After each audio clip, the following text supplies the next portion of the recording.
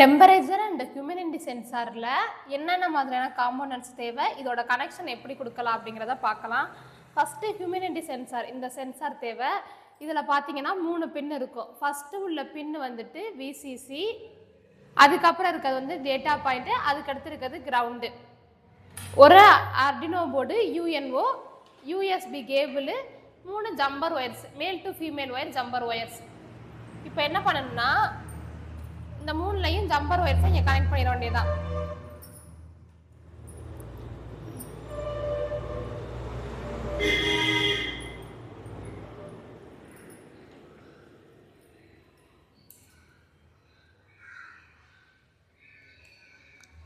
இங்கே மாட்டியாச்சா? மாட்டினதுக்கப்புறம் விசிசியை கொண்டாந்து வோல்டேஜ் இங்கே ஞாபகம் வச்சுங்க, வீணு வந்தாலே வோல்டேஜ், இதை 5 வோல்டேஜில் கனெக்ட் பண்ணணும். 5 வோல்டேஜில் கனெக்ட் பண்ணியாச்சு. அடுத்து டேட்டா பாயிண்ட்டை வந்துட்டு 0 to 13 பின்ஸில் வந்து ஒரு இடத்துல நம்ம கோடிங்கில் என்ன கொடுத்துருக்கோமோ அந்த இடத்துல கனெக்ட் பண்ணணும்.